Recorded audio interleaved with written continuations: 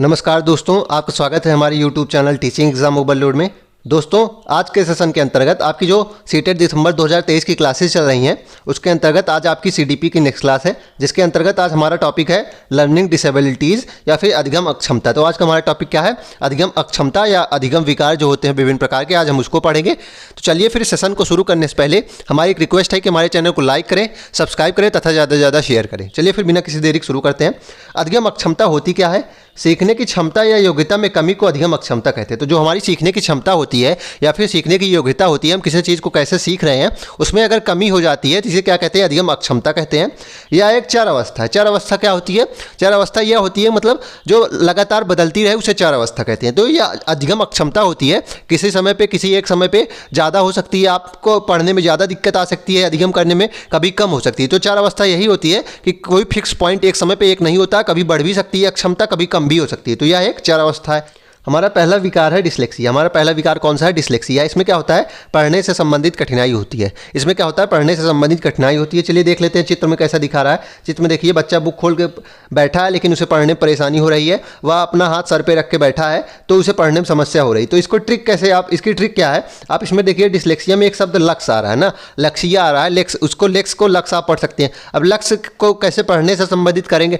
आप मान लीजिए किसी शॉप पे जाते हैं, आप लक्ष्य साबुन, आप पूछते हैं कि हमें साबुन दीजिए, तो वो बोलता है कौन सा साबुन चाहिए, तो आप लक्ष्य शब्द पढ़ते हैं ना, या लक्ष्य आप देखते हैं उसको पढ़ते हैं कि हमें लक्ष्य साबुन चाहिए, तो वह लक्ष्य साबुन पढ़ के देता है। तो इस प्रकार आप ट्रिक कर सकते हैं कि लक्ष्य साबुन को लक्ष्य पढ़ा जाता है। तो इसमें क्या होता है? पढ़ने से संबंधित कठिनाई होती है। चलिए आगे देखते हैं। दूसरा विकार है डिस्ग्राफिया। हमारा दूसरा विकार क्या है? डिस्ग्राफिया है। डिस्ग्राफिया में क्या होता है? लिखने से संबंधित कठिनाई होती है। डिस्ग्राफिया में क्या होता है? लिखने से संबंधित कठिनाई होती है। चलिए देखते हैं। जैसे देखिए बच्चा जो है लिखने में परेशानी उसे हो रही है ना, सर पे देखिए उसके समस्याएं दिख रही हैं, तो बच्चे को लिखने में दिक्कत हो रही है। तो इसमें क्या होता है? लिखने से संबंधित कठिनाई होती है। इसको कैसे याद करेंगे? ग्राफ शब्द इसमें आ रहा है। इसमें कीवर्ड क्या है? ग्राफ है। अब आप ये बताइए, ग्राफ को पढ़ा जाता है? नहीं, ग्राफ को पढ़ नहीं सकते हम ना, मतलब पढ़ा नहीं जाता है ग्राफ को, और ग्राफ को याद भी नहीं किया जाता। ग्राफ को क्या किया जाता है? ग्राफ को बनाया जाता है, मतलब लिखा जाता है। तो ग्राफ को ना पढ़ा जाता है, ना याद किया जाता है, ग्राफ को लिखा जाता है या फिर बनाया जाता है।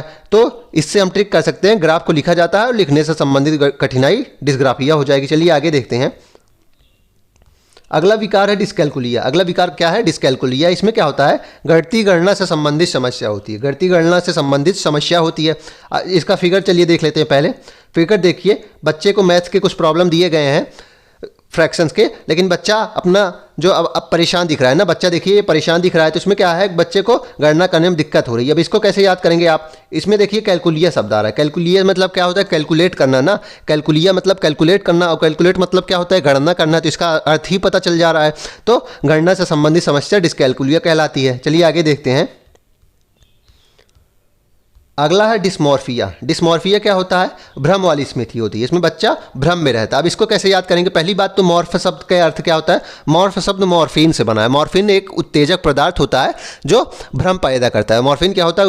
उत्तेजक पदार्थ होता है जो भ्रम पैदा करता है। अगर आप ऐसे नहीं याद कर पा रहे हैं तो इसकी दूसरी ट्रिक है। इसकी दूसरी ट्रिक क्या है? आप इसके में मुर्गे को एक याद कर लीजिए, और इसमें क्या होता है? आप इसकी ट्रिक ऐसे बना लीजिए कि बच्चा मोर को मुर्गा समझने का भ्रम कर रहा है, मतलब बच्चे मोर और मुर्गा में अंतर नहीं समझ पा रहा है, उसको भ्रम की स्थिति हो गई। इससे आप ट्रिक कर सकते हैं। वैसे ट्रिक, सबसे अच्छी ट्रिक तो यही है कि मॉर्फिन, या इसमें मॉर्फिन शब्द से मॉर्फिया बना है, और मॉर्फिन एक उत्तेजक पदार्थ होता है जो भ्रम पैदा करता है, इसलिए भ्रम वाली इसमें स्थिति आ जाती है।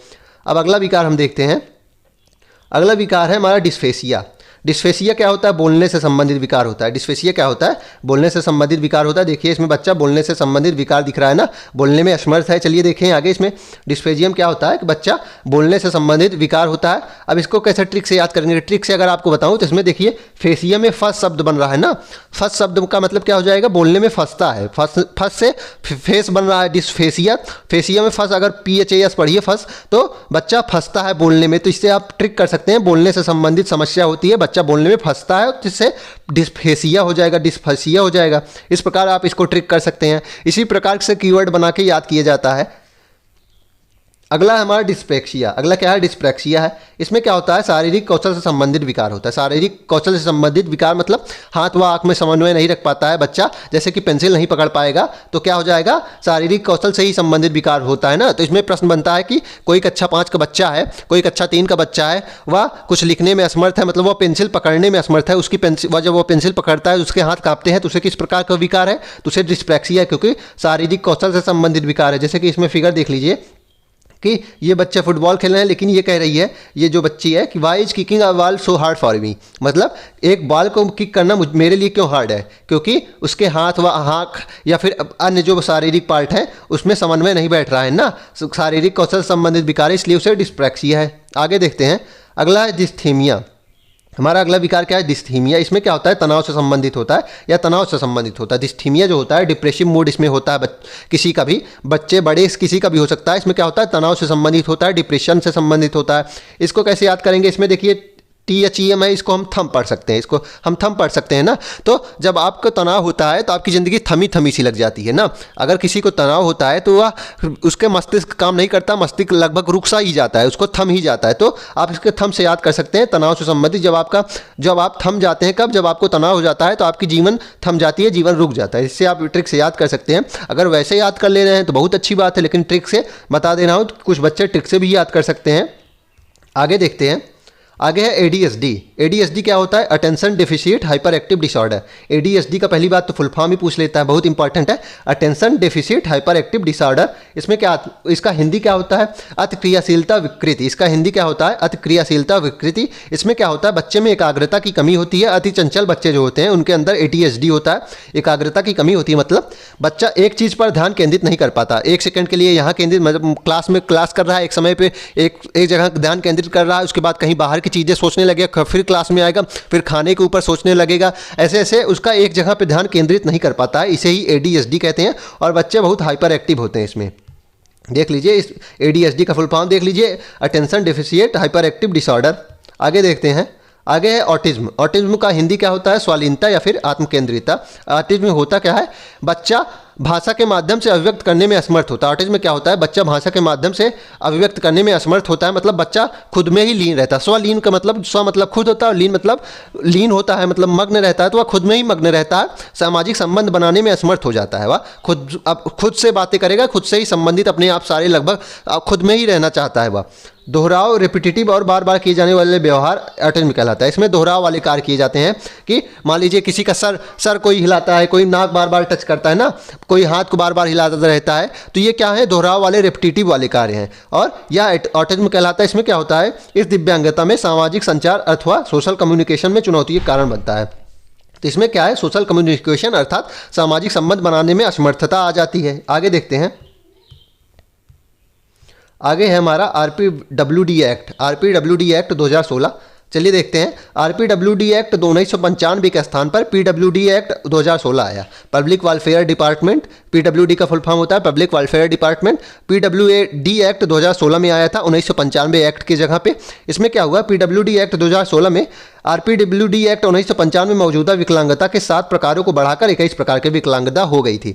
तो RPWD एक्ट जो 1995 में था उसकी जगह, उसमें कितनी विकलांगता के प्रकार थे? 7 थे। लेकिन PWD एक्ट जो 2016 में आया उसमें विकलांगता के प्रकार कितने हो गए? 21 हो गए। आगे देखते हैं, और साथ ही यह भी सुनिश्चित कर दिया गया कि केंद्र सरकार के पास और विकलांगता के प्रकार जोड़ने की भी शक्ति होगी। और यह भी सुनिश्चित कर दिया गया कि अगर केंद्र सरकार चाहे तो और भी विकलांगता के प्रकार में इसको जोड़ सकती है।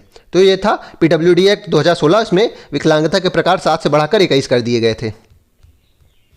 चलिए अब देखते हैं इसमें क्या सुझाया गया था। तो PWD एक्ट 2016 आया था, इसमें क्या सुझाव दिए गए थे? जीवन से सभी क्षेत्रों में समानता और गैर भेदभाव। स्कूल जाने वाले बच्चे को हर 5 साल में सर्वे करना है। तो स्कूल जाने वाले बच्चे को समानता के साथ और बिना भेदभाव करे हुए सर्वे करना है और TLM आदि उपलब्ध कराना है। मतलब अगर बच्चा PWD एक्ट 2016 के अंतर्गत ही आता है, विकलांग होता है, तब भी आप उसमें भेदभाव आप नहीं कर सकते, और समानता के साथ सभी TLM मतलब टीचिंग लर्निंग मटेरियल, बुक्स आदि, चार्ट्स आदि आपको उपलब्ध कराने हैं। और जैसे सभी बच्चों का शिक्षण होता है उसी प्रकार से आपका इनको अभी शिक्षण करना है। चलिए फिर अब इसको क्विक रिविजन हम देख लेते हैं एक बार। डिस्थीमिया, पहला विकार था डिस्थीमिया, पहला विकार था डिसलेक्सिया। इसमें क्या होता है, पढ़ने से संबंधित कठिनाई होती है। लक्ष्य को हम पढ़ते हैं, ट्रिक देख लीजिए, लक्ष्य को हम पढ़ के खरीदते हैं तो लक्ष्य से हो जाएगा पढ़ने से संबंधित विकार। इसमें होता है कि आपको पढ़ने से संबंधित कठिनाई हो जाती है। आगे था डिस्ग्राफिया। डिस्ग्राफिया में क्या होता है, लिखने से संबंधित कठिनाई होती है। ग्राफ को हम लिखते हैं ना, इस प्रकार आप लिख सकते हैं, लिखने संबंधित कठिनाई। इसमें प्रश्न आता है कि कोई कक्षा 5 का बच्चा है, कोई कक्षा 3 का बच्चा है और वह बी और डी को ऐसे बी को डी लिखता है तो उसमें किस प्रकार का विकार है, तो उसमें लिखने से संबंधित कठिनाई अर्थात डिस्ग्राफिया है। आगे देखते हैं, आगे था डिस्कैलकुलिया। कैलकुलिया का मतलब गणना करना होता है और यह घटती गणना से संबंधित समस्या होती है। उसके बाद है डिस्मॉर्फिया। मॉर्फिया में क्या होता है, मॉर्फिन मतलब शब्द आता है, मॉर्फिन से अर्थ होता है कि भ्रम होना और भ्रम वाली स्थिति आती है, इसमें बच्चे भ्रम में रहते हैं, तो ये क्या है, डिस्मॉर्फिया है। आगे देखते हैं डिस्फेसिया। फेसिया में फर्स्ट शब्द आ रहा है ना, इसमें बच्चे बोलने में फंसते हैं, बोलने से संबंधित विकार होता है डिस्फेसिया। आगे देखते हैं, चलिए आगे था हमारा विकार डिस्प्रैक्सिया। प्रैक्सिया क्या है, शारीरिक कौशल से संबंधित विकार होता है। इसमें हाथ, आंख व अन्य शारीरिक पार्ट्स का समन्वय नहीं हो पाता। जैसे बच्चा पेंसिल पकड़ता है तो वह पकड़ नहीं पाता है, उसके हाथ कांपते हैं। या फिर देखिए बच्ची बॉल को किक करने में असमर्थ है, तो ये क्या है, डिस्प्रैक्सिया है। आगे था डिस्थीमिया। थीमियम देखिए थम शब्द आ रहा था ना, थम क्या है, तनाव जब आप होता है तो आपकी ज़िंदगी रुक सी जाती है, आप कुछ सोचने में असमर्थ होते हैं, तो इससे आप टिक कर सकते थे। डिस्थीमिया का मतलब क्या है कि डिप्रेशन होना या फिर तनाव से संबंधित होता है। इसके बाद था ADHD, attention deficient hyper active disorder. इसमें क्या होता है, बच्चा एक चीज़ पे एकाग्रता की कमी होती है और एक चीज़ पर ध्यान नहीं लगा पाता। कभी कुछ ध्यान में लगाएगा, कभी क्लास में बैठा है, कभी पढ़ रहा होगा, फिर उसका ध्यान खाने पे चला जाएगा, उसका ध्यान फिर खेलने पे चला जाएगा। ऐसे 10-10 सेकंड, 1-1 सेकंड पे उसके ध्यान बदलते रहते हैं और वह एकाग्रता की उसके अंदर कमी होती है। ऐसे बच्चे हाइपर एक्टिव भी होते हैं, ध्यान रखिएगा, ऐसे बच्चे हाइपर एक्टिव भी होते हैं। इसके बाद था हमारा स्वालीनता, आत्मकेंद्रितता या फिर ऑटिज्म। इसमें क्या था कि दोहराव बिहेवियर होता है, इसमें रिपीटेटिव बिहेवियर होता है। मतलब बच्चा कोई हाथ हिलाता, किसी को गर्दन हिलाने की आदत होती है ना, किसी को अपनी नाक टच करने की लगातार आदत होती है, तो कहीं खड़ा होता है तो लगातार टच करता रहता है। ये साइन है ऑटिज्म, अगर आपको है तो यही सब साइन होते हैं। इसमें क्या होता है, बच्चा सामाजिक संबंध बनाने में भी असमर्थ होता है क्योंकि भाषा के माध्यम से वह अभिव्यक्त करने में असमर्थ होता है। स्वालीनता का अर्थ ही है स्वलीन। स्वलीन मतलब खुद में लीन रहता है, वह सामाजिक संबंध नहीं बनाना चाहता है, वह खुद से ही सारे का खुद में ही रहना चाहता है। आगे देखते हैं, आगे था हमारा RPWD एक्ट। RPWD एक्ट 1995 के स्थान पर PWD एक्ट 2016 आया था। ध्यान रखिएगा, RPWD एक्ट 1995 के स्थान पर PWD एक्ट 2016 आया था। इसमें क्या था कि जो 1995 वाला एक्ट था उसमें 7 प्रकार की विकलांगता थी, लेकिन इसमें PWD एक्ट 2016 में 21 प्रकार की विकलांगता कर दी गई थी और केंद्र सरकार को ये शक्ति दे दी गई थी कि अगर आप इस संख्या को 21 से और भी बढ़ाना चाहते हैं तो आप बढ़ा सकते हैं, आपके पास ये शक्ति है। आगे था क्या कि इस PWD एक्ट 2016 में क्या सुझाव दिया गया था कि जो सभी क्षेत्र है उसमें समानता रखना है और बिना भेदभाव किए स्कूल जाने वाले बच्चे में कोई भेदभाव नहीं करना है। अगर वह विकलांग भी है और वह स्वस्थ है उससे हमें मतलब नहीं है, बिना भेदभाव किए सभी बच्चे को 5 साल में सर्वे करना है और TLM आदि उपलब्ध, TLM क्या होता है, चार्ट्स, बुक्स आदि उपलब्ध कराने हैं।